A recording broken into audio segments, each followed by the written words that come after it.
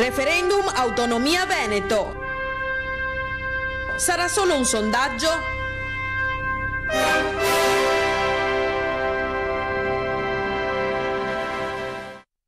Allora, eccoci qua. Allora, referendum del 22 ottobre, i veneti sono chiamati al voto dopo 151 anni, esattamente tra il 21 e il 22 ottobre del 1866 si votava quello che è conosciuto come il plebiscito di Venezia, della provincia venete e di quello di Mantova.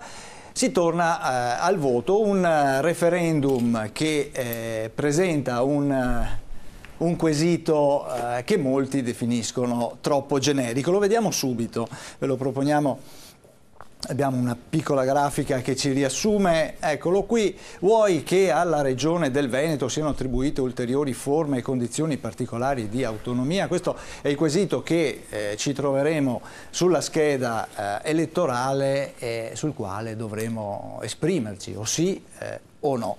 Allora, come dicevo, non mancano, anzi sono molto accese le polemiche, perché appunto molti dicono il quesito è generico, si tratta solo di un sondaggione, è stato definito dal gruppo, diciamo, che invita a non andare a votare, ad astenersi. Azzalina, lei fa parte di questo gruppo? Io faccio parte dei veneti, anche per l'astensione, ho aderito anche al comitato, ma come tanti del mio partito insomma, sosteniamo che è opportuno votare no stando a casa, non andare a votare. Questo è il senso dell'astensione, cioè proprio perché è un referendum inutile, un appuntamento inutile, perché non determina nulla, velleitario, perché si vendono si dicono delle cose che non si realizzeranno, e non è vincolante. Ieri c'è stata la sentenza del TAR, fra l'altro, che ha respinto il ricorso, ma che però ha detto una cosa molto semplice, che non produrrà nessun effetto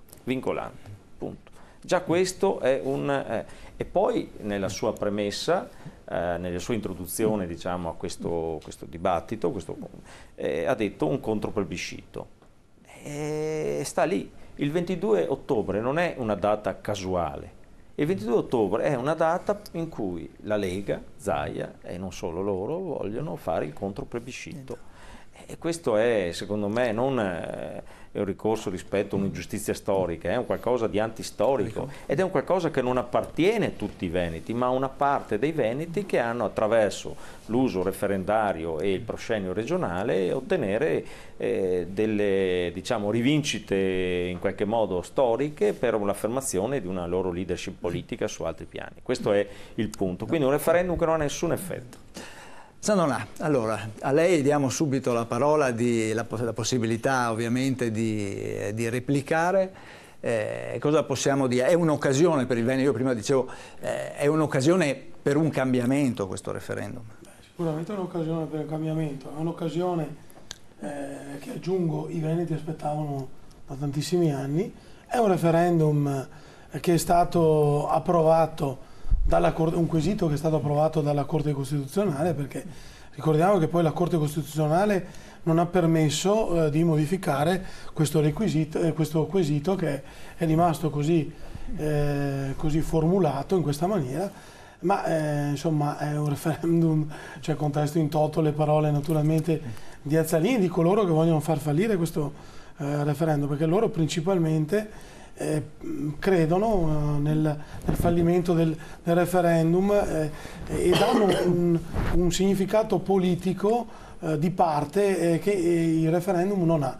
Questo è un referendum di tutti i veneti, l'abbiamo sempre detto, ci vogliamo togliere la casacca del partito. Io sinceramente avrei anche partecipato a dei comitati per il sì al referendum, anche nel caso in cui ci fosse stata la Moretti o Berti o Tosi presidente della regione e avessero promosso il referendum, che è un referendum che deriva da una legge che è stata approvata nel 2014, quindi nella legislatura precedente, quindi Zaia non ha fatto altro che indire il referendum in base a quello che era stato il quesito approvato dalla Corte Costituzionale. Ecco, a proposito del quesito appunto di cui diceva prima, un quesito generico, noi abbiamo incontrato l'avvocato Ivone Cacciafillani, che è stato l'avvocato che ha discusso davanti alla consulta appunto il quesito. Sentiamo cosa ci ha raccontato.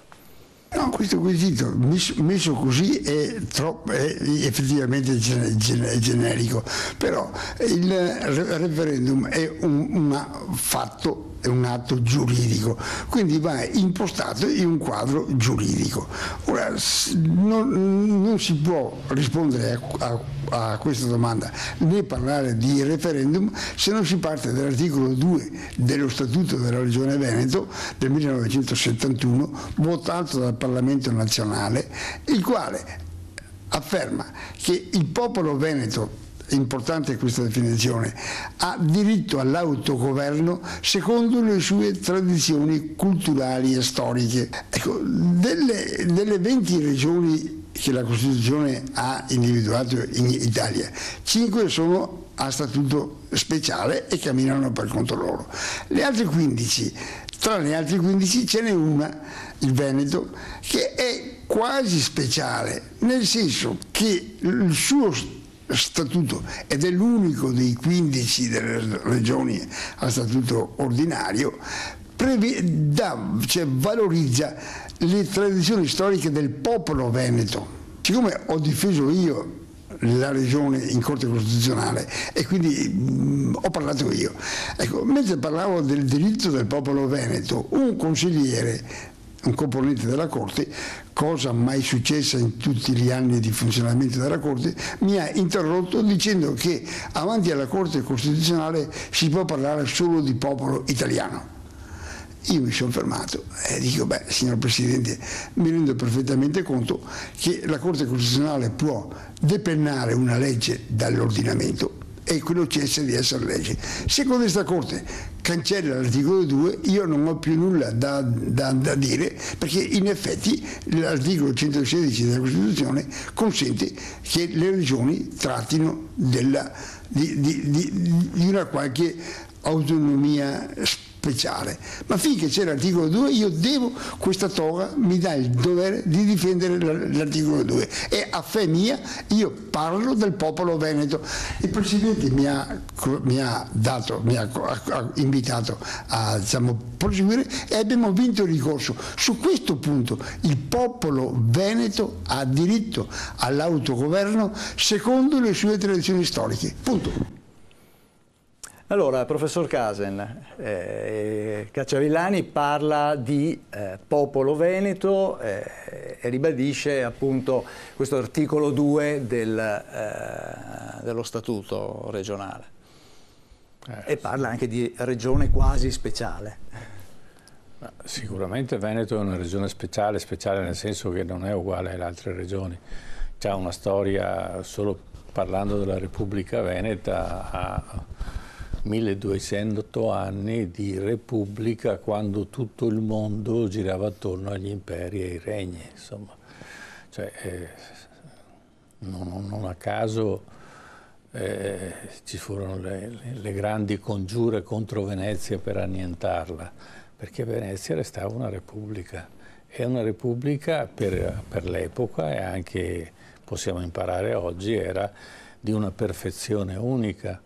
Certi incarichi dovevano durare 3 mesi, 4 mesi, al massimo un anno, perché restava nella convinzione dei veneziani che quando uno ha il potere troppo a lungo finisce per essere un corrotto o un corruttibile, e quindi si cambiava cavallo e se ne metteva un altro, e questo addirittura c'erano delle incarichi dove chi aveva queste cariche, che erano molto delicate, dovevano astenersi dall'incontrare chiunque, e quindi restavano chiusi nei loro uffici e non potevano incontrare nessuno, perché dovevano dare dei giudizi molto importanti e molto pesanti, non potevano avere nessuna influenza da parte di nessuno.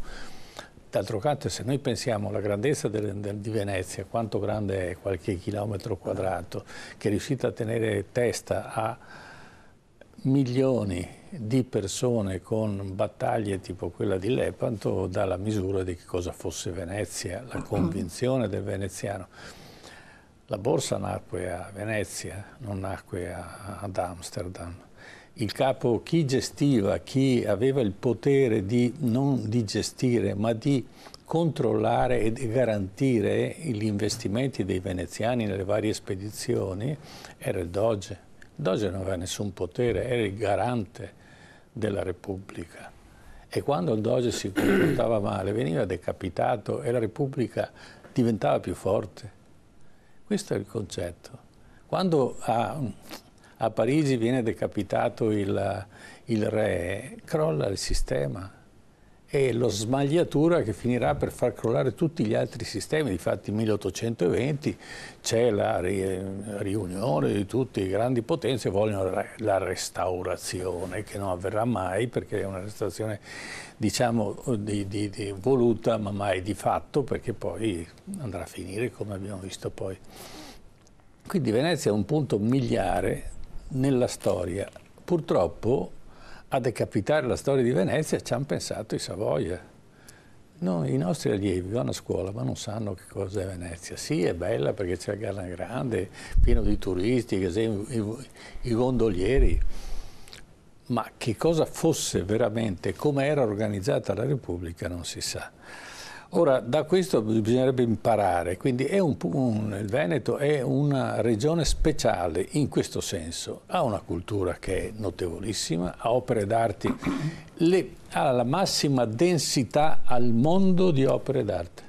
Se l'Italia è il 56% di tutte le opere esistenti sul pianeta, il Veneto ha una percentuale ancora più grande rispetto al resto dell'Italia. Solo guardare, vai a Venezia, inciampi su qualsiasi opera d'arte, ma di gran lunga superiore a tutti i resti che ci sono rimasti a Roma, compreso il Colosseo, insomma. Ed è una città che ancora riesce a essere vivibile e vissuta. Ora, i veneti sono stati privati della loro memoria. Ed è importante che se la riacquistino, ma non per una questione di nazionalismo veneto, per una questione proprio di avere la propria identità. Il popolo che perde la propria memoria è destinato a scomparire e questo è gravissimo. E non è per mantenere le situazioni che ci sono oggi o che c'erano una volta, ma perché la consapevolezza delle grandi cose che sono state a Venezia e anche delle brutte cose che sono successe a Venezia dà il senso di quello che è stato il popolo veneto, praticamente trainato da una città come Venezia, che immaginate voi come si può costruire una città in mezzo al fango, soprattutto una città come Venezia. E qua mi fermo, ma ci sarebbe da parlare fino a domani mattina. Per cui attenzione, questo referendum è un'arma a doppio taglio, a mio avviso. Se i veneti perdono il referendum viene cancellato, dice non potete più parlare, avete già votato, non parlate più perché avete votato voi, adesso non rompete più i cosiddetti, no? Come dice il commissario. Se invece vince non succede niente, è vero.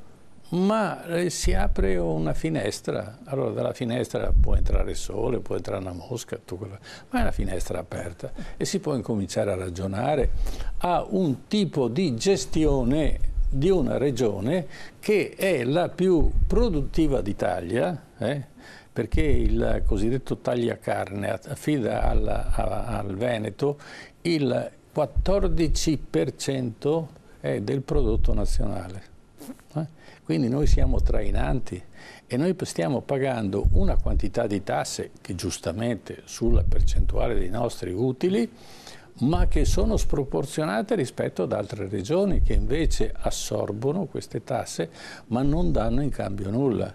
Non danno un servizio. Se la Sicilia si fagocita miliardi di euro e non dà nulla in cambio neanche ai propri cittadini, perché non dà nulla, non dà servizi, non dà ospedali, non dà tutte quelle cose che invece il Veneto dà, E questo impoverisce il paese e impoverisce anche il Veneto, quindi noi sostanzialmente stiamo pagando il doppio delle tasse in proporzione a quello che abbiamo, i benefici che ci tornano indietro.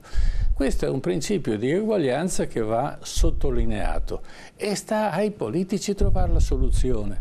Adesso, se ci fossilizziamo su questo referendum, che ha tutti i suoi limiti e tutte le sue i pro e contro, ma quello che dobbiamo spingere la politica italiana a fare di più e fare una gestione più equa delle risorse del Paese. Ecco, il professor Casmen ha introdotto forse il tema più scottante della vicenda, cioè quella del residuo fiscale di cui si parla da tempo, che non sarà come dire, deciso nel referendum, però noi abbiamo una grafica che dà un pochino l'idea di quello che succede in Italia con questo residuo fiscale. Tra Veneto e Lombardia alla fine si tratta di un business da 70 miliardi di euro. Vediamo se, eccola qua, la regia ci può proporre queste immagini, questa grafica, e vediamo il residuo fiscale in milioni di euro appunto tra la Lombardia, entrate e spese. La Lombardia è in attivo, quindi paga più tasse di quello che poi gli viene restituito, per 53 miliardi, quasi 54 miliardi, il Veneto 18 miliardi. Quello che la colonna che vedete invece, quanto versa lo Stato e quanto lo Stato ritorna per abitante alle regioni. Allora, come vediamo, al primo posto abbiamo le regioni autonome, Bolzano, Trento, la Valle d'Aosta, poi abbiamo il Lazio, andiamo al Friuli Venezia Giulia, Sardegna, Sicilia, Molise, Calabria. Se scendiamo con la grafica e vediamo, ecco, vediamo che Piemonte, Veneto, Emilia Romagna e Lombardia, che sono sostanzialmente le 4 regioni che hanno il residuo fiscale più alto, sono quelle che poi ricevono meno dallo Stato, e questo ovviamente è una situazione economica che chiede giustizia. Cantarutti, cosa dice? Ma, dico che intanto mi sono commosso ascoltando alcune considerazioni che ha fatto il professor Casin circa la storia e l'identità del popolo veneto. Non si può che essere d'accordo al 101% con quello che abbiamo ascoltato dalla voce dell'avvocato Cacciavillani. Esiste un popolo veneto, ed esiste non solo perché ce lo dicono 1100 anni di storia, dall'elezione del primo doge 697, doge Paolo Luciano Festo, al 1797. Esiste non solo perché ce lo dice la lingua, la cultura che quotidianamente pratichiamo, ma ce lo dice la legge, e ce lo dice la legge italiana, attenzione, perché lo Statuto della Regione Veneto, quel famoso articolo 2 di cui parlava il professor Cacciavillani, è stato ratificato con una legge del Parlamento italiano a rango di legge costituzionale. Ma se mi sono commosso su questo punto, ringrazio il professor Casa, ma qui mi piacerebbe avere un'intera trasmissione a disposizione per parlare della cultura, dell'identità, dell'arte venete. Vorrei però contraddire su punti ben precisi quello che ho ascoltato dall'amico Graziano Azzalin a proposito del referendum. Si dice, e non solo lo dice lui, lo dicono in tanti, ma sì dai, non è un referendum, è una sorta di sondaggione, come l'ha chiamato. Sì, l'abbiamo letto sui giornali. Sì, insomma, esatto, è un sondaggione. Allora, vorrei ricordare che non è che una mattina Zaia si sia alzato e abbia detto facciamo un referendum. No. Lo Statuto della Regione Veneto, votato all'unanimità da tutte le forze politiche, compreso il PD, ha previsto fra gli strumenti di democrazia diretta a disposizione della Regione Veneto il referendum consultivo. Per definizione è ovvio che non produce effetti immediati, non è come quei referendum che se approvati cancellano una legge. O come è accaduto per esempio a dicembre, no? Il 4 dicembre il famoso referendum sul quale Renzi, la Boschi ed altri dicevano se perdo vado a casa. Cos'è ancora lì che fa politica? Confermativo di una legge costituzionale. Ho detto di fatti, era un referendum di altra natura. Questo invece è un referendum che è previsto dall'ordinamento giuridico e serve per capire qual è l'opinione, in questo caso dei veneti, su determinate materie, in questo caso sull'autonomia. Quindi non è un sondaggione, è uno strumento giuridico previsto dall'ordinamento giuridico, cioè dallo Statuto della Regione Veneto. Diamo dignità di referendum a quello che è, a norma di legge, un referendum. Per quello che riguarda poi l'aspetto, diciamo così, degli effetti di questo referendum. Allora, sono d'accordo anch'io che il quesito sia estremamente generico. È innegabile, sempre sotto il profilo giuridico, che non produca nessun effetto giuridico immediato, ma l'effetto politico, qualora venisse approvato, ma non tanto venisse approvato, perché questo ormai tutti i sondaggi ci dicono che i sì saranno ben oltre il 90%, sia in Veneto sia in Lombardia, perché ricordo si vota anche in Lombardia.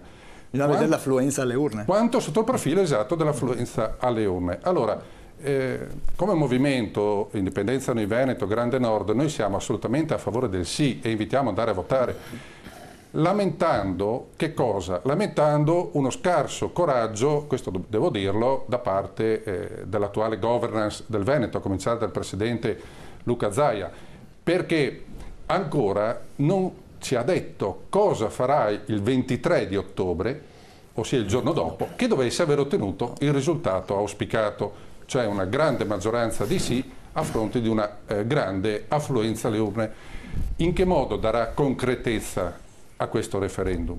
Quali sono le rivendicazioni? Forse ti sei perso qualche puntata perché... No, non mi sono perso niente, perché io è da giugno che vedo in Lombardia, vado spessissimo a Milano, è da giugno che vedo sui condomini, sui palazzi di Milano i manifesti grandi come tutta la facciata che invitano a votare per il sì, che invitano, a recarsi al voto, chiedo scusa, il 22 di ottobre. Solo adesso, alla ripresa dell'estate, alla ripresa dopo la pausa estiva, abbiamo visto anche il Veneto che si sta muovendo.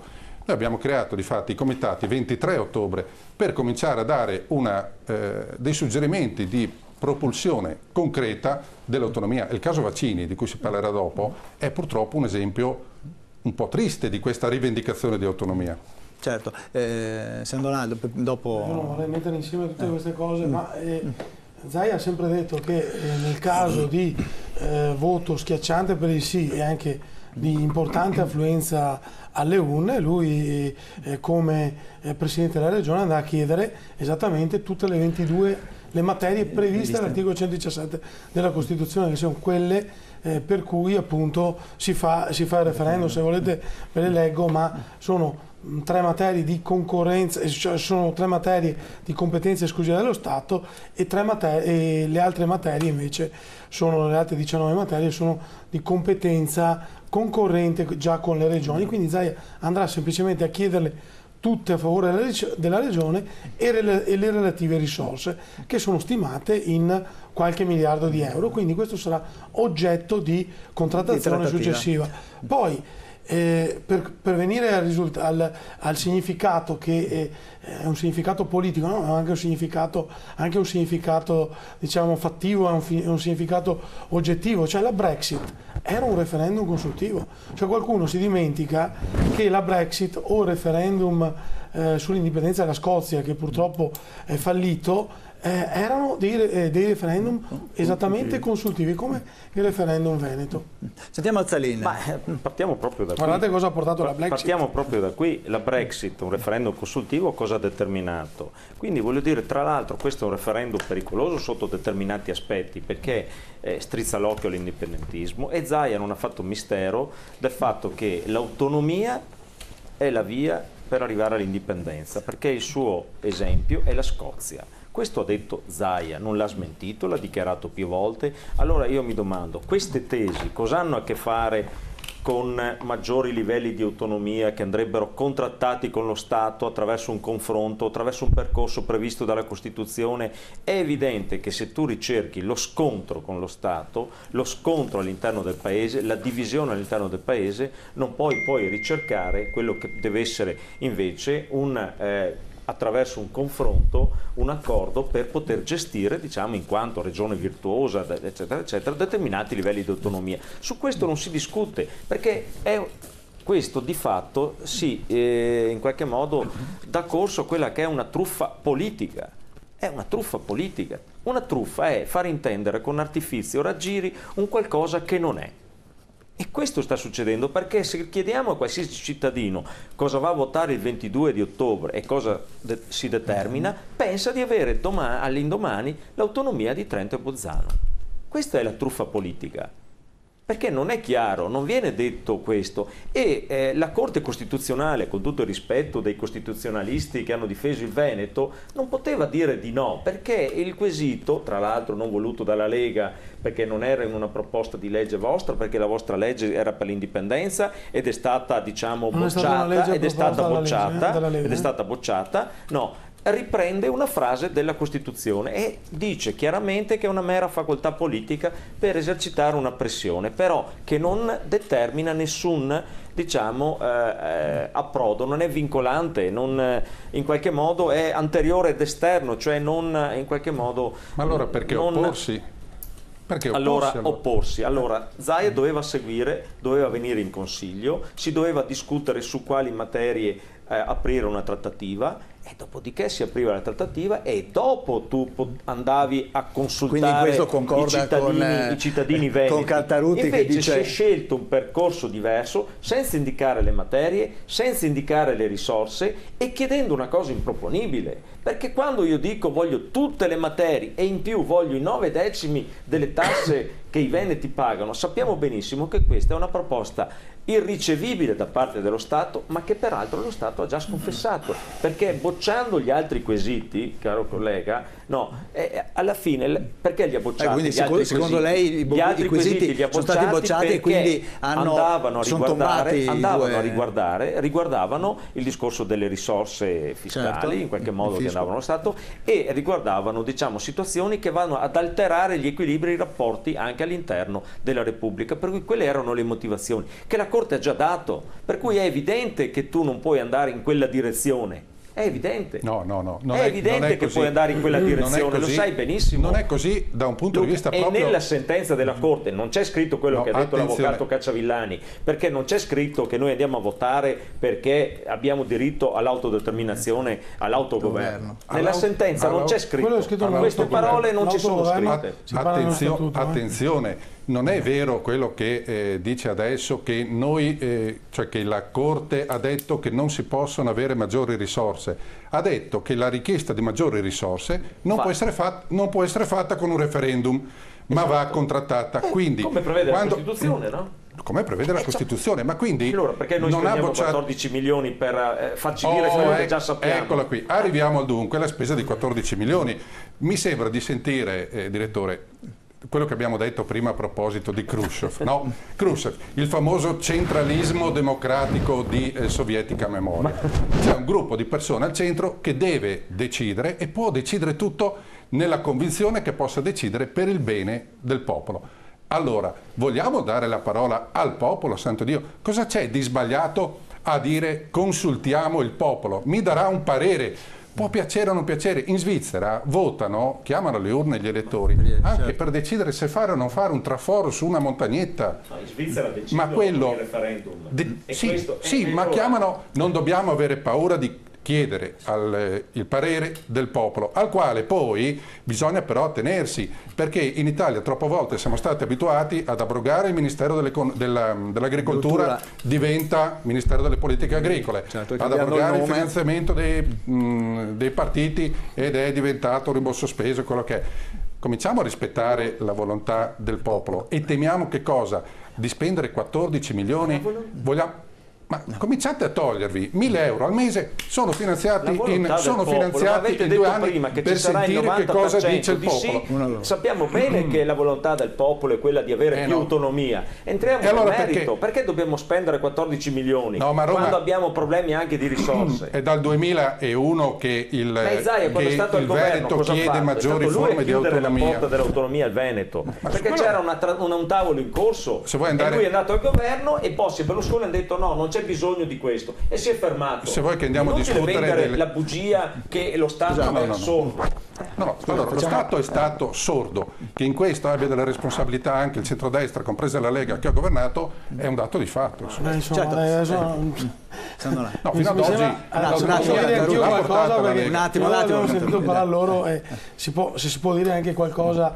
La realtà è quello che qua si ha paura di fare andare a votare la gente e di farli veramente esprimere le persone su un quesito e su un tema così importante, perché poi come qualcuno dice, se parte la questione veneta, poi insomma questa non si sa dove arriva, e a Roma in questo momento insomma un po' di panico c'è, basta vedere appunto anche la contraerea che è iniziata, insomma, con i giornali, con i mass media, insomma, sappiamo benissimo come si muovono, eccetera. Quindi Zaia ha sempre detto che il modello da seguire per il Veneto è la provincia di Bolzano, esattamente con le stesse competenze e con le stesse risorse. Il Veneto ce la può fare, può andare ben oltre a quello che è alle motivazioni non solo economiche ma anche storiche, che sono modestamente molto superiori a quelle della provincia di Bolzano, che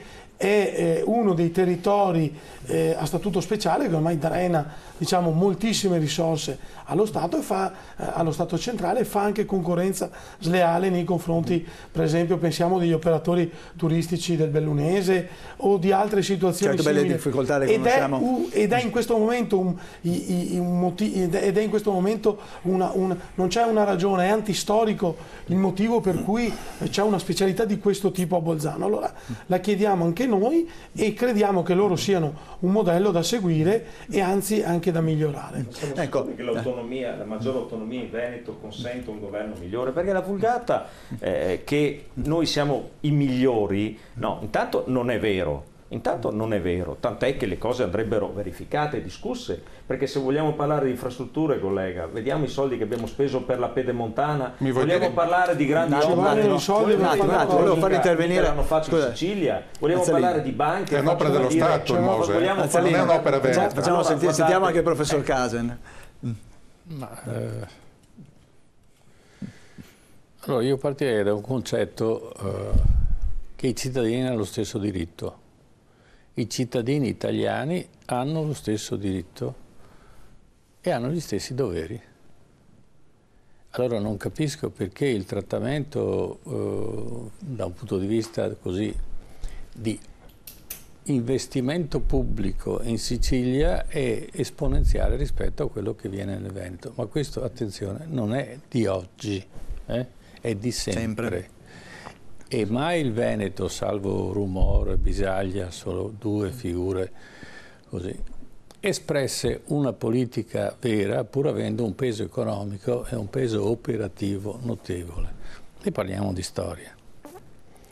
Allora, stabilito che i cittadini hanno lo stesso diritto, è giusto che i cittadini possano pretendere di avere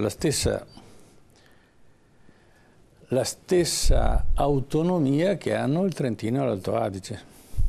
Perché il Trentino e l'Alto Adige è uno statuto speciale? Me lo spiegate?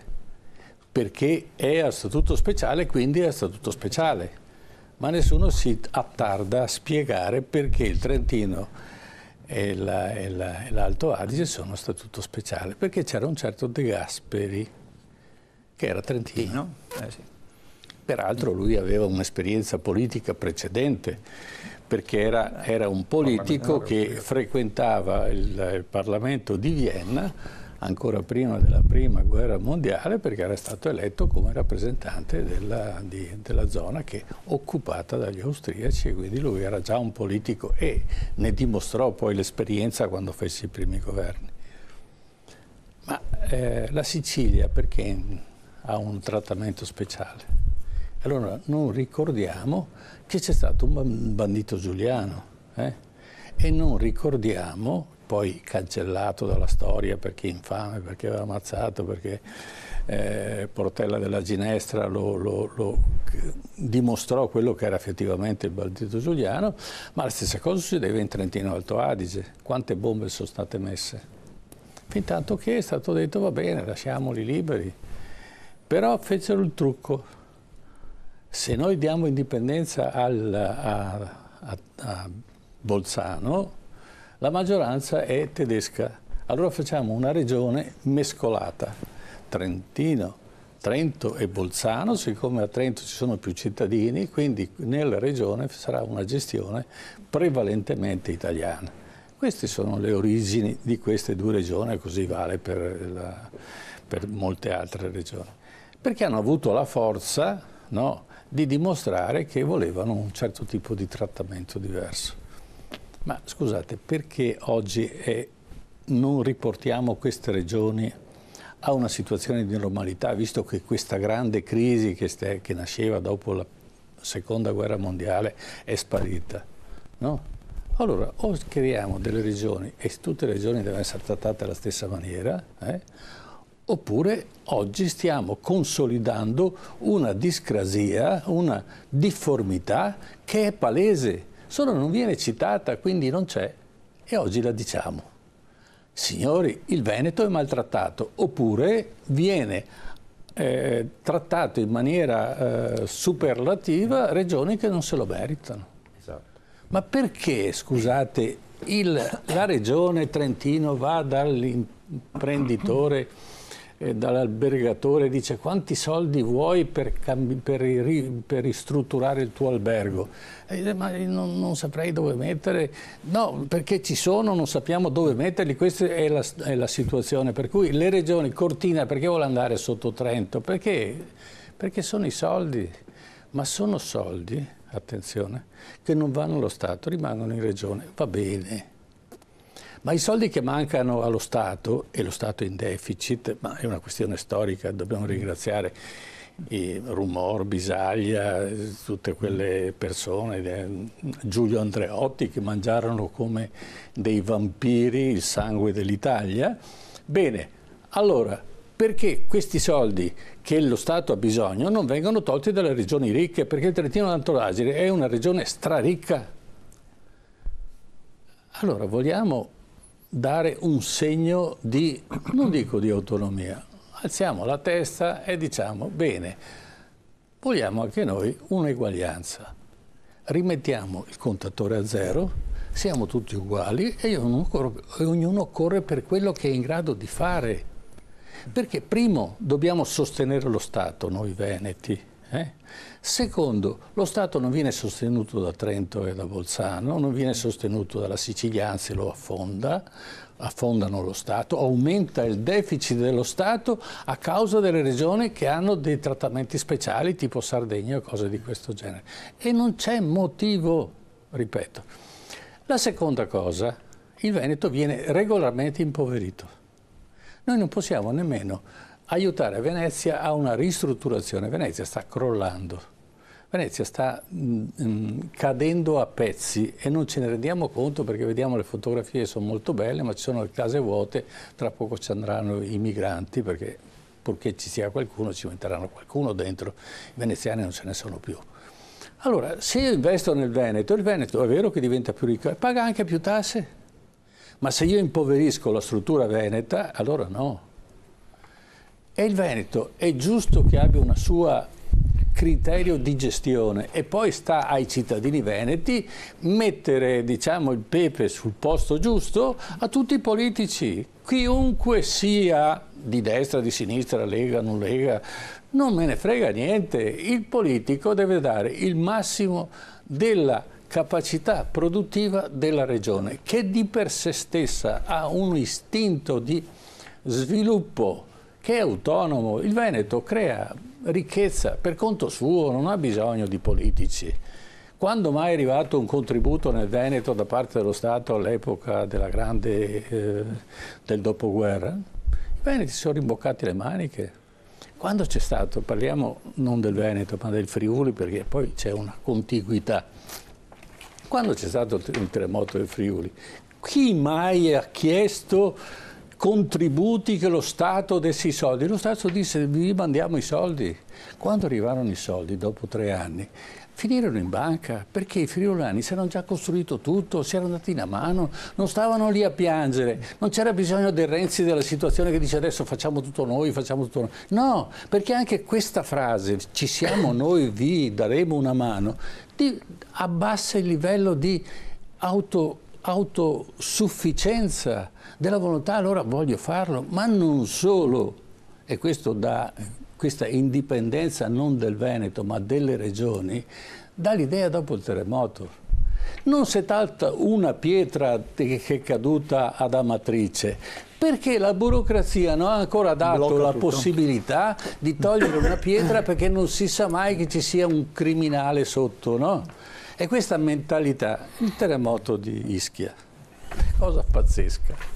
Il terremoto di Ischia è colpa dell'edilizia, abusivismo edilizio. Ma da quando in qua? Quelle povere case sono state fatte da gente che non aveva soldi, prendeva le pietre, un po' di malta, lo metteva là, come tante case del Veneto. Ha avuto un abbassamento di 4 centimetri, un botto solo, sono crollate. L'abusivismo, è vero, però attenzione, la maggior parte dell'abusivismo italiano è determinato dalla pessima gestione dei comuni nei confronti dei cittadini. Cantarutti. No, ma infatti volevo sottolineare un aspetto. Si dice, i detrattori di questo referendum dicono lo fate perché volete tenervi più schei, citando Giantonio Stella. In realtà quello che ci preme è prima di tutto essere liberi dai vincoli burocratici che strozzano la nostra gente, le nostre famiglie, le nostre imprese, prima ancora di avere le risorse. Il primo problema è essere liberi di governarci. Quando il consigliere Azzalin prima diceva anche in Veneto ci sono delle cose gestite male, quindi non è detto che l'autonomia, o meglio ancora l'indipendenza, possa garantirci dei servizi migliori. Gli chiedo a chiunque, sapete indicarmi una regione italiana dove i servizi, ditemi un servizio qualunque, sia migliore di quelli veneti? Vogliamo parlare di una regione dove c'è la sanità migliore di quella veneta, con tutti i problemi che ha la sanità veneta, sia chiaro. Vogliamo parlare delle ferrovie, dei trasporti? Ditemi una regione dove funzionano meglio. Cose funzionano nel Azzalin? Il punto è questo, è che si è voluto trasformare, allora non si è sviluppato un confronto politico e un approfondimento a livello regionale, nelle sedi anche deputate, attraverso su diciamo quelle che potevano essere una serie di rivendicazioni o di istanze o di proposte per avere diciamo maggiori livelli di autonomia. Allora si sarebbe potuto avere anche una trasversalità vera, un supporto vero. Il mandato per avere più autonomia Zaia l'ha ricevuto con il voto quando è stato eletto da una larga maggioranza di veneti, per cui non c'era bisogno, ecco quello che dico, perché quando mi si dice ma il diritto di votare e quindi la partecipazione eccetera, uno degli ingredienti principali della partecipazione democratica è che questa possa contare sul serio, possa decidere. Io quando vado a votare cosa decido? Una delle cose che critichiamo al governo, al Parlamento, non è quella di non fare una legge elettorale che ci dice all'indomani del voto chi ci governerà. E quindi questa è la rivendicazione principale. Perché? Perché il cittadino deve sapere per chi vota e deve decidere chi governa. Quindi voglio dire, anche su questa cosa, noi siamo in una situazione di scarsità di risorse tale per cui anche questi soldi avevano le esigenze, potevano essere spesi meglio. Poi il problema delle autonomie speciali, ha fatto un passaggio il professor Casa che va ripreso. Io lo capovolgerei il concetto, cioè in Italia sono antistoriche queste regioni speciali. Il tema non è dare tutte le risorse, perché se Lombardia e Veneto si tengono tutto il loro residuo fiscale, salta la Repubblica. Voglio dire, non esiste. Allora sappiamo bene che il tema oggi è che la Sicilia, la Sardegna e tante altre regioni non spendono bene i soldi che hanno. Allora il problema è introdurre attraverso tutta una serie di perequazioni casomai la possibilità sì di spendere di più, ma di evitare che vengano spesi i soldi male. Però non può saltare diciamo il criterio su cui si basa questa Repubblica, il funzionamento di questa Repubblica, perché la solidarietà tra regioni, tra territori è fondamentale per l'unità di questo Stato. Questo è il passaggio politico che voi volete mettere in discussione attraverso un ragionamento, ma noi abbiamo diritto, abbiamo più storia, eccetera. Ma se il Veneto chiede, se il Veneto diciamo chiede questo e gli viene concesso questo per ipotesi, perché non lo deve fare l'Emilia Romagna? Perché non lo deve fare la Toscana o l'Umbria? Tutte regioni a statuto speciale. Sparisce l'Italia. Cioè voglio dire, questo è il punto. Allora che vada ridiscusso il regionalismo, che ci siano troppe regioni. È anche vero che troppe centri di spesa regionali hanno consentito una anarchia, una fantasia legislativa che ha prodotto anche degli sperperi. Non mi hai risposto. La vogliamo affrontare questa questione? Dov'è che non è che in Veneto si danno servizi migliori del Veneto? Non mi hai detto una regione e un servizio. Non è che in Emilia, in Toscana, in altre regioni, in Piemonte, nelle Marche, uno va, cioè voglio dire, ci sono dei centri delle eccellenze sulla sanità e siamo allo stesso livello. Ma vengono ad operarsi a Padova. Ma ho capito, ma tanti vanno a operarsi a Rizzoli e Bologna o da altre parti, cioè non è questo. Il nord Italia, grosso modo, il nord Italia è più o meno sullo stesso livello socio-economico, no? È chiaro, ed è il nord Italia che sostiene l'altra parte del paese, sostanzialmente, perché se andiamo a fare un'analisi del residuo fiscale, vuol dire, questo è un po' i parametri con i quali abbiamo a che fare. Vogliamo rivedere questa parametrazione e questi versamenti che si danno allo Stato e quindi riequilibrare questo? Certo, lo possiamo fare, ma questo va fatto con gli strumenti che è consentito e li prevede la Costituzione, non con atti di forza. Questo è il dato politico. Comunque intanto la macchina referendaria è partita, si è risolta anche la questione del voto e quindi delle tessere elettorali col quale il cittadino si dovrà recare alle urne e il voto poi non sarà certificato con un timbro, ma bensì sembra una specie di ricevuta, chiamiamola così. Ma sentiamo il servizio, sentiamo anche la voce di Zaia dopo l'accordo che è stato siglato.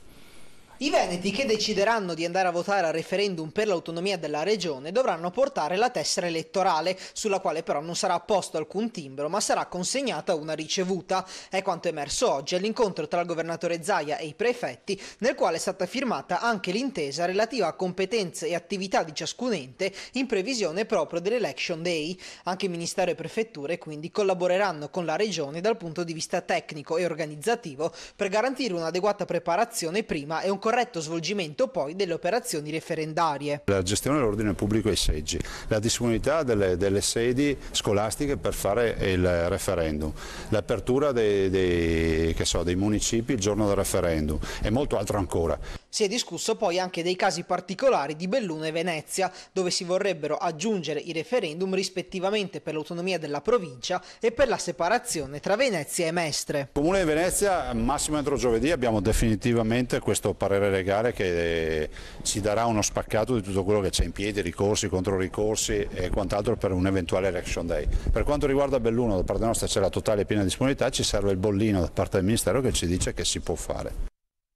Ecco, come vedete, come sanno anche i cittadini veneti, ci sono in ballo appunto anche questi altri due referendum, quello per Venezia e quello di Belluno. Però io vorrei aggiungere un ultimo tema prima di salutarci, perché purtroppo il tempo è scappato via, e ce lo introduce l'avvocato Ivone Cacciavillani. Ascoltiamo cosa dice a proposito di questo referendum. Ma questo referendum è in certo qual modo rivolto contro la regione, la quale in 60 anni di attività legislativa mai ha fatto riferimento alle proprie tradizioni storiche e culturali. Si pensi, non so, alla recente legge sull'uso del suolo, è del giugno 2017, che è stata votata, la si può valutare come meglio si crede, ma nessuno si è peritato di dire che nel 1546 i provveditori ai beni inculti avevano fatto una legge esattamente uguale per assicurare al Veneto l'autonomia nella produzione agricola. Quindi non si possono dimenticare questo precedente, perché appartengono alla nostra identità storica del popolo veneto. Io insisto, il referendum è la scoperta dell'identità del popolo veneto. Allora, ci scusiamo, avevamo un problema tecnico che appunto comunque insomma quello che ha detto l'avvocato Cacciavillani è stato abbastanza chiaro e poi appunto incontrandolo e parlando dice, ma in fin dei conti il referendum è anche contro il Veneto, perché o comunque deve essere di stimolo ai governanti veneti affinché quando legiferano, quando facciano riferimento alla storia, cosa che non viene mai fatta invece, no? E quindi lui dice deve essere e questo per rafforzare l'articolo 2 dello statuto regionale. Cosa dice Sandonà? Ma è un punto di vista molto interessante e anche originale quella di Ivone Cacciavillani.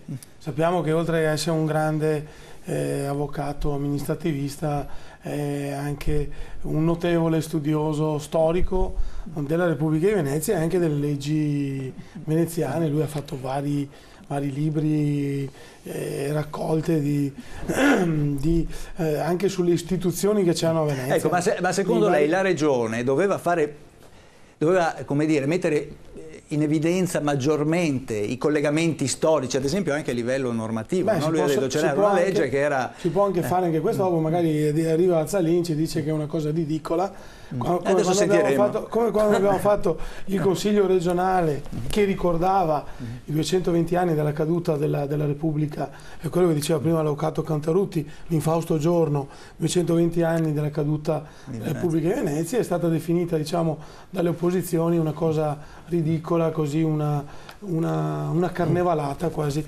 Qualcuno invece, io penso che la storia di Venezia, e tutti pensiamo alla storia di Venezia, la storia del Veneto ha una dignità, purtroppo per il resto del paese, che è una dignità superiore, ha una forza, e tanto si vede come si comincia a tremare anche con questo referendum, che appunto nelle ultime parole dell'avvocato Cacciavillani rischia di fare ripartire la questione veneta.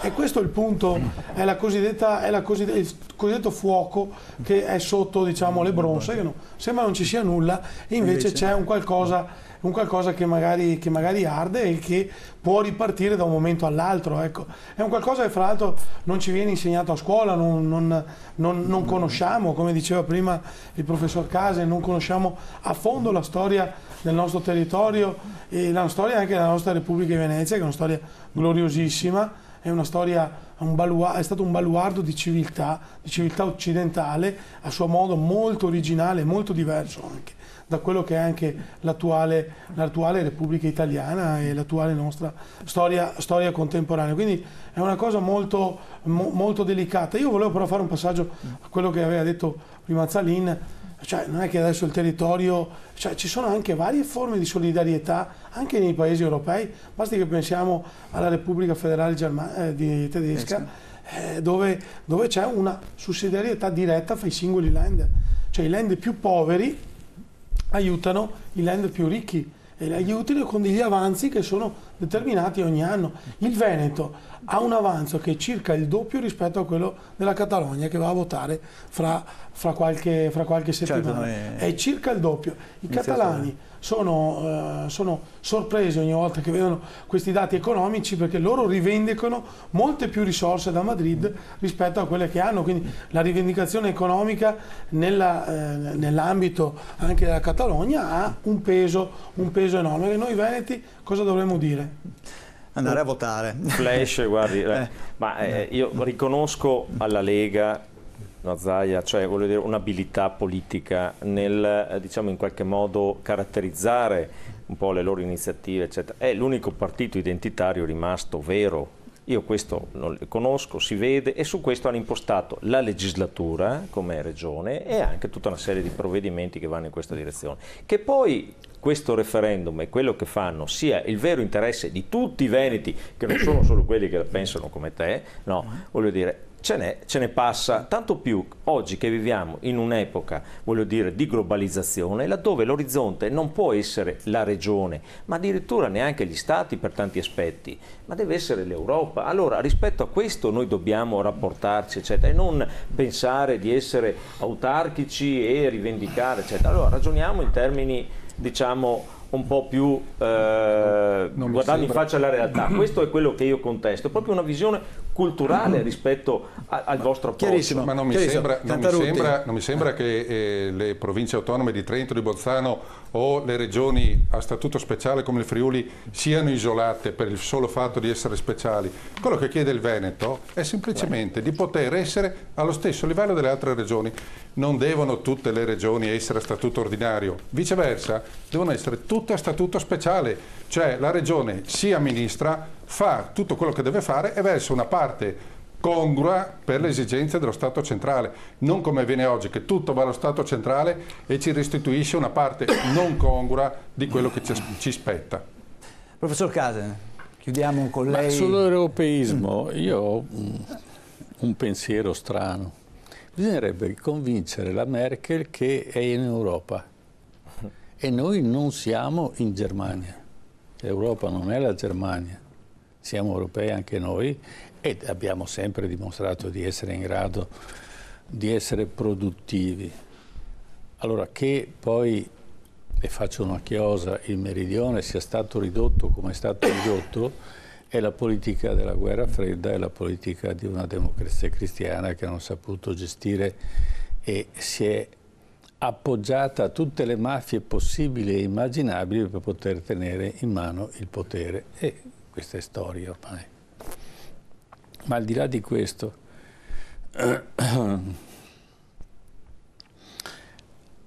io non credo che vada a innescare una sorta di indipendentismo il fatto che si fa un referendum.